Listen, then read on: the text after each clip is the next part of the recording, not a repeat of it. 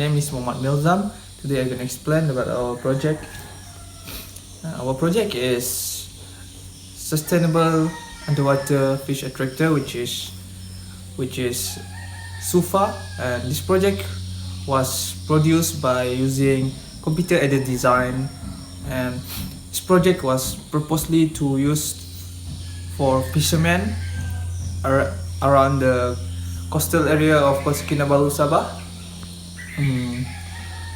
The characteristic of the turbine will depend on the depth of the turbine, surface of the ocean, from the surface of the ocean, angle, precision of the turbine blade, the velocity of the tidal current, and the light intensity based on the area can generated by energy needed to sustain the SUFA for a long time of period. Assalamualaikum and a very good day to our examiner. So today I will present the part of methodology in this project. So in this project, our design consists of hydrokinetic turbine, electric generator, voltage regulator, battery, lighting system and system controller. First, I will present the lighting system. So for the lighting, 5050 RGB LED strip had been chosen. So this LED strip is made of clear PVC tubing. With their flexibility, durability, transparent and easy to shape, make it more suitable to use in this project. The LED strip is designing 2 meters and the shape is cylindrical shape. So the next part is turbine. There are many types of hydrokinetic turbine, but we have decided to use Gerloff turbine as their specifications is suitable in tidal current. Gerloff turbine has low resistance where it can spin at low speed of water flow. So it makes this turbine more flexible and more universal applicable as this turbine is used in tidal current condition. For the turbine, we have assumed of the value of tip speed ratio and average velocity of seawater. So the value of angular velocity was determined and the value is 3.8136 radian per second. After that, the value of torque was calculated by using this formula, which is the value is 1.6110 Newton meter. Next, power of turbine was determined, but power of flow need to be found first using this formula, which is the value is 17.5540 watt, and then the power of turbine can be calculated where the value is 6.1439 watt. Next part is DC motor. This is the DC motor and their specifications. So for the motor, the value of angular velocity, torque and power were determined. The value of angular velocity is 104.7198 radian per second, where we assume the speed of motor is 1000 rpm. So for the torque, the value is 0.32 Newton meter, where the value of mass and radius of shaft motor were assumed to be 4 kg and 0.08 meter respectively. After that, I will continue with DC boost converter, and this is their specifications. This DC boost converter is function when we need a higher voltage than our power supplies. It can provide with boosting or increase the voltage needed. So next part is battery. In this project, we use 2 meters of LED where 1 meter is contains 60 LED. So the power needed for the LED is 24 watt. To make it relate with the DC motor, this is the calculation where the 12 watt DC motor will need 56.47 ampere per hour of battery capacity. However, the cost of this battery is too expensive, so we decided to use small rechargeable deep cycle battery where it's saving more cost. So this is the specification of this battery. This calculation determine the time expected of battery, which is it can hold, which the value is 5 hours and 6 minutes until it will be recharged. So lastly, we use automatic cutoff recharge, and this is the specifications. So the function is to control the charging of the battery. When the battery is at 15%, it will automatically recharge the battery until 90%, and at this point the recharging system will be stopped and the current will be supplied to the LED. So it is the way to protect the battery from overcharging, where it may cause the damage to the battery. Hello everyone, my name is Ahmad Amar. Today I am going to present about our design project. Before we start designing, we need to know what requirements are needed in order to make our device function properly. First of all, we need to consider where the location should be implement our device. We choose Sabah coastal area with a depth of 10 meters to implement our device. And then we need to consider what type of light that should be used in order to attract the fish. Next, we will need to consider the self-starting torque performance for our device, since we choose turbine to generate power for our devices. Our project, which is sustainable underwater fish extractor, has four main components. The first component is the frame.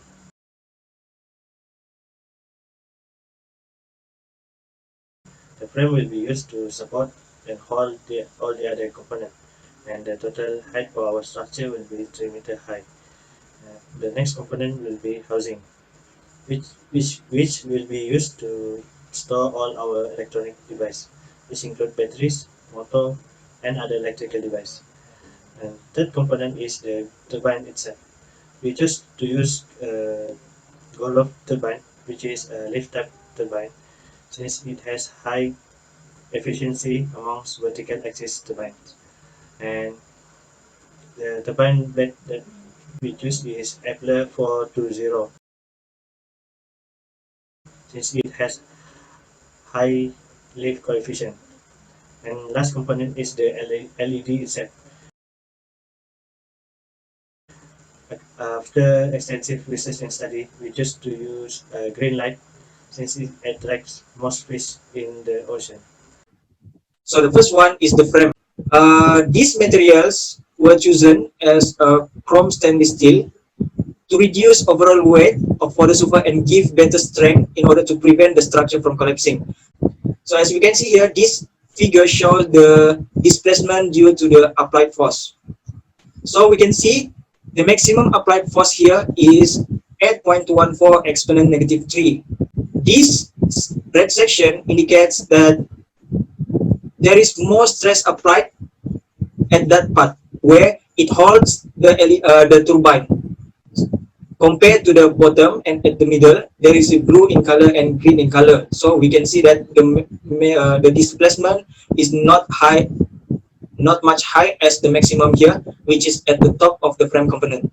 The next one is the von Mises stress. We need to compare the von Mises stress on the frame component with the yield strength. Here we can see that the yield strength is 1.723 exponent 6, and the maximum yield strength that applied to the frame component is 1.524 exponent 6, which means that this frame will not started to yield because of the von Mises stress is much lower than the yield strength, so it can withstand and not cause deformation of the frame component. This figure, the left side, shows the exaggerated deformation that the frame will experience. So these deformations will show us which part will start to yield in order the von Mises stress exceed the yield strength. So based on this simulation, we can do modification in order to make it reinforce the weakest segment. The next one is the housing. Here, displacement flow simulation shows that the value is 1.135 exponent 0. So here, at the middle, where the bearing is placed, it shows the highest maximum displacement because of the shaft connected to the DC motor and LED. So as the bearing connector between DC motor and the shaft that hold turbine, the displacement will be higher at the middle of the housing. This is for the von Mises stress. For von Mises stress of the housing, we cannot compare the yield strength and the von Mises stress because from the static analysis of simulation, it do not have yield strength for this housing because of the material used, which is plastic. It shows that this is a brittle materials. As for brittle materials, it do not have a specific yield point. So we assume that the ultimate tensile strength of material tension and compression is the same. So as we can see here, in this flow simulation, we said the velocity in x direction is 0.5 millimeter per second. As you can see at the figure here, there is a light green, dark green, and also there is a blue in color.